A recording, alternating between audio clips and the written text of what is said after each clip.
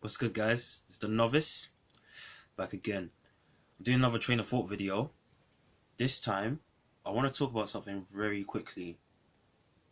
Why doesn't Marvel have a sub studio? Marvel Studios, talk about.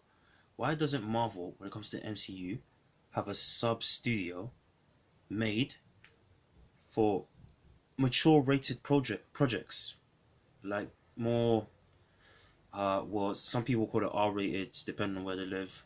Uh, for me in the UK, it's, what, 15 rated 15 projects. I don't think they need like R rated to me, with exception of like maybe Blade and Ghost Rider. But why don't they have a sub studio, where they can release those? And you know what I would call it, guys? Marvel Knights Studios. I've been thinking about this for a while. It's not just something that came in my head, but for the past week I've been thinking, how do I do a video on this? Because I want to do a train of thought video. I basically boiled it down to this: the importance of having like diverse projects in terms of tone, the importance of exploring certain characters, even if they're only solo movies and they're not team ups, to keep it more in the Disney brand. So I mentioned Ghost Rider and Blade, which they're already doing a movie of. But I think that, stuff like the Moon Knight series, are going to be held back by the fact that they live in such a PG world. You can't really take it there with, and I understand Blade doesn't have to be gratuitously violent, but it does. It really does. It Blade, Blade. I would love to see an Elsa Bloodstone movie. These are characters. I'll get to it because I'm a normie. These are characters I'm learning about through research. But I'm also starting to read on some of these characters. I'm starting to read. I'm a Marvel Netflix fanboy, more like, because I have issues with it, but I keep like engaging even though it's all over. And I was recently watching the Netflix Luke Cage, second season of it. And yeah, of course that show has a lot of issues. So does Iron Fist. Both of those, the seasons of both of those shows. But regardless of your views of all the flaws of that universe of Marvel TV, of some of the Street universe, um, regardless of your issues, stuff like that, I think it's so important to have those kind of stories about those kind of heroes, the Daredevils. I can't see them doing a Punisher, to be honest, but something close to Punisher, something in between. Moon Knight, I guess, is a in between from Daredevil and Punisher in terms of violence.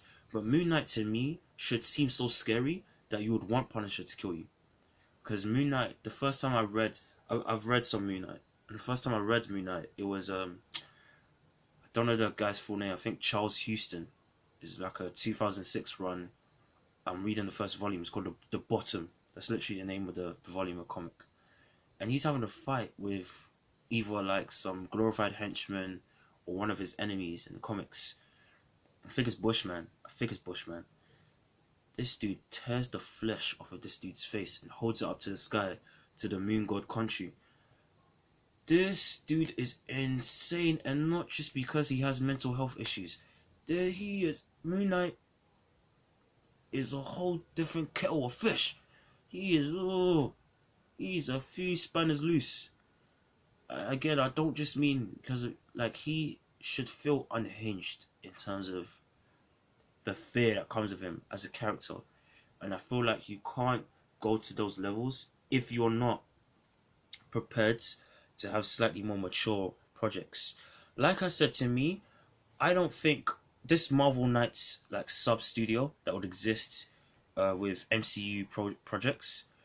I don't believe that most of them have to be R rated or rated 18 if you live in the UK, like myself. Whatever the equivalent of like your most mature rating is, it doesn't have to be that necessarily, with the exception of maybe one or two. But even Blade in the UK, if that was mature, like Logan was R rated in the US, Deadpool R rated in the US, but rated 15 over here. So I guess it just depends, because is first and foremost, this is an American franchise, and then it's released around the world, and then depending on ratings, I guess. So I'm trying to juggle in my mind, but I've been thinking about this, and I'm talking also as a normie. Guys, sorry. I'm talking also as a normie. Guys, remember, like I said, the characters I've been researching, some of them I'm starting to read about. Brother Voodoo is one of them. I'm starting to read more about Luke Cage and Iron Fist because I want to learn more about these characters because I think, like many people, they were done dirty, even in the best of times, which were rare, or with the former Netflix shows and the team up shows. I feel like even with the things that people liked about stuff like Marvel Netflix, for example, and Street Heroes, there could have been so much more. They could have been done so much better with a certain level of writing and a certain level of production value. You get that finesse that you associate with Kevin Feige and with his arrangement of the past 10 years of MCU content, but instead of the flaws you associate with, for all of the naysayers who like, oh, they have bad memories or they just skipped out on some of the shows I mentioned, you don't necessarily get the bad parts. And I think there are flaws to Kevin Feige too, again, which it's not him necessarily, but it's just the MCU seems to value to a fault. It seems to value feeling for a character over a character making sense. People love Tony Stark so much, and they love that story so much, that he has become way too OP in his journey to his last moments. You're talking about a guy. There's so many flaws in Endgame, but one of the many, Hulk, this unstoppable being. Even as Professor Hulk, you're still the Hulk. You're still dense as heck. And then you have a guy who he's trying to snap his fingers, put his fingers together. Talking Professor Hulk in Endgame, it takes so much effort for him to just put his two fingers just to snap them, and then Tony Stark effortlessly, because people love this guy so much. I am Iron Man. There are people in that universe, Captain America, holding back Thanos. Even I don't care about people saying Thanos was holding back, he wasn't giving it his all. I really don't care about those people. When it comes to power sets and strength, if you're popular enough, they'll make you so OP that it overrides world building logic. And when you have these characters, these more mature characters, they're deliberately forced to give them more solo outings because they're a bit more mature, and therefore you can concentrate on their world and their world in particular. And you don't have to do that plot armor, make them too OP. And that's another plus to having this Marvel Knight Studios. And then lastly, you can make it, it will be appealing to normies. I am a normie, guys. Again, even though I like some of the stuff, I like fantasy, I like action. I'm not someone who's a hardcore comic book fan.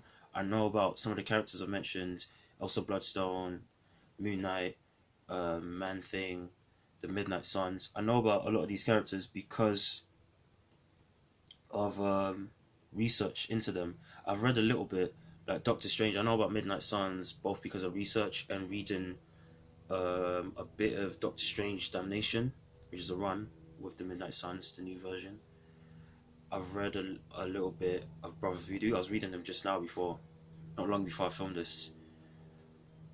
These are characters who, if you concentrated really well, you could do really good solo stories. And it's been shown that the average MCU fan who doesn't care about this comic book stuff cares about really good solo stories. So for many people, Iron Man 1 is a good solo story. Winter Soldier, for many people, is just considered a good film. Forget MCU. And then, what else? Let me think. Many people are excited for Black Widow, right? I'm excited for Shang-Chi. These are people who, if you do them right, or if you concentrate on solo outings, it will work out. So you don't have to worry about people not going to theaters because you're doing more mature rated projects. It doesn't have to be R rated or rated 18 necessarily. It doesn't have to be super violent. but it has to be more mature to do these certain types of stories. And lastly, or what was my other thing? What was my other reason? Oh yeah, and you need to diversify tone. That's the next great step to take. Even with like, I can think of probably cosmic characters where it could benefit from slightly more mature rating. Maybe even Silver Surfer when they finally do a movie about him, or some other cosmic character.